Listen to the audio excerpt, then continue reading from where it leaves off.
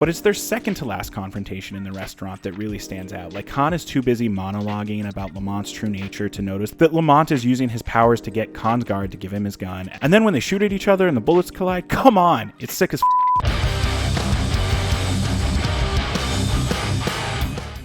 Welcome back, everyone. I'm back to rant about movies. And today we're going to talk about one of my childhood favorites, a movie I loved almost as much as Tim Burton's Batman, 1994's The Shadow. I also have to admit that I was inspired to make this video after watching this absolutely incredible video by Patrick Tomaso, which you should all go watch if you haven't. It's absolutely incredible. The video just got me thinking not only about modern movies, but modern superhero movies. I mean, there is a new Captain America movie coming out tomorrow that I could and probably should be talking about instead, but I have no interest in going to see that movie. I think it looks bad. And I don't necessarily mean the movie looks like it will be a bad movie. I mean it looks bad just like how Deadpool and Wolverine looked bad. And all of this made me want to revisit The Shadow to see if it held up at all, and mostly just to remind myself how good movies used to look. So with that out of the way, let's talk about 1994's The Shadow. Starring Alec Baldwin, Tim Curry, Penelope Ann Miller, John Lone, Peter Boyle, and Ian fucking McKellen. That's right, before he was Magneto, he was Dr. Reinhardt Lane, a colorblind physicist. You know what? It's still cool. It's still cool. And it was directed by Russell Mulcahy, whose filmography is spotty at best. But more importantly, this movie was written by David Koepp. You know, the guy that wrote Death Becomes Her, Carlito's Way, the first Mission Impossible movie, the first Spider-Man movie, and motherfucking Jurassic Park. Now, he's also got some stinkers in his filmography, don't get me wrong, but we're gonna put some respect on the man's name. This movie also got fairly mixed reviews. Although, I did learn that Roger Ebert actually gave this movie a pretty positive review, and I agree with what he says here. The story itself may not be so mesmerizing, but who really cares? Style and tone are everything with a movie like this. And that is exactly how I feel about The Shadow. The basic premise for this movie is we've got Lamont Cranston, who was living as a ruthless opium drug lord in Tibet after World War I. Long story short, he gets abducted by a holy man who tells him he's going to change his ways and use his fortune for good. So Lamont moves back to New York to fight crime as The Shadow, who has the power to cloud men's minds, aka he can control people with his mind and make them see what he wants them to see. Pretty simple. It's Batman plus telepathy and guns. My boy loves his guns. And if you didn't know, The Shadow was actually a big inspiration for both Bill Finger and Bob Kane when they created Batman, so the ties are there. So my history with this movie stretches all the way back 30 years ago to the year 1995 when my mom brought this movie home on VHS. I think she always had a crush on Alec Baldwin. I mean, how could you not? Just look at this guy. But anyway, I remember she came home with it and told me it was called The Shadow, and based on the name, I fully thought it was going to be a horror movie, something I did not like as a 5-year-old. But she told me with one phrase, he's kind of like Batman. Boom. I was fucking in, and I've probably seen this movie between 30 and 50 times in my life. It was a movie I would just rewatch as a kid. It was on regular rotation along with Indiana Jones, Back to the Future, Batman 1989, and Star Wars. I had no problem watching this movie on repeat. And in retrospect, it's kind of crazy that my mom let me watch this so young, considering it opens with someone being murdered in a drug dispute.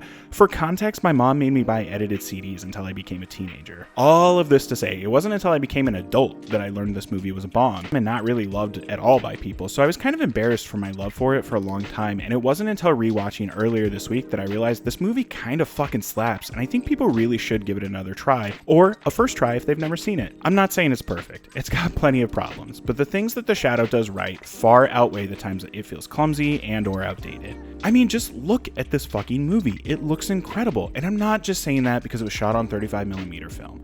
Look at the lighting. They had a specific noir vibe they wanted to capture, and they absolutely nailed it. Plus, look at all of these amazing sets they built. Is there some incredibly clunky and outdated CG throughout this movie? Yes, absolutely. Without fucking question.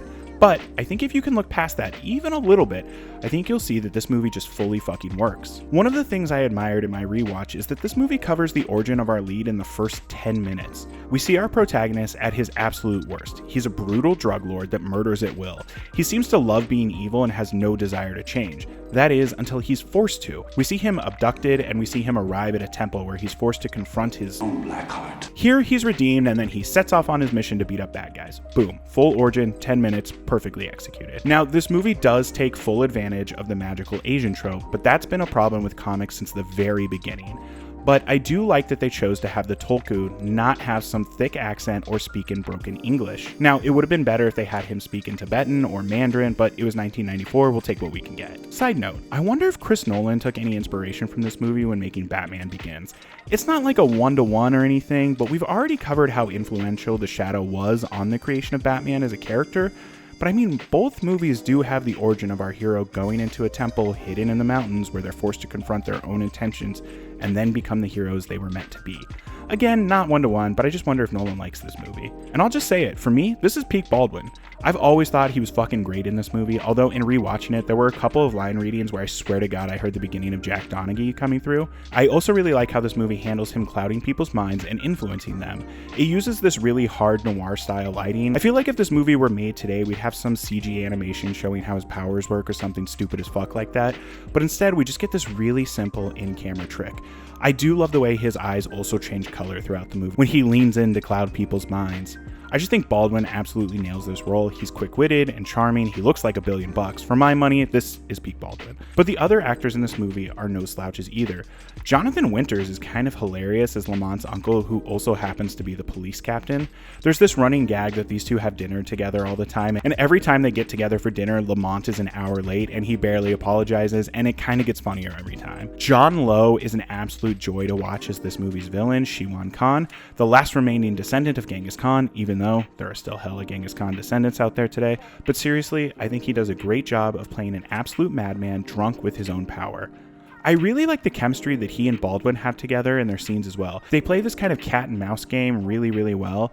Khan makes it clear that he's a great admirer of Yin Ko, which was Lamont's name when he was a drug lord in Tibet, and he believes that Yin Ko is Lamont's true nature. And I just really love how hard Khan tries to bring that out of him. Penelope Ann Miller plays Lamont's love interest and our second lead, Margot Lane. Her whole thing is she's beautiful, but people see her as kooky, but Lamont knows she also has the same abilities that he does.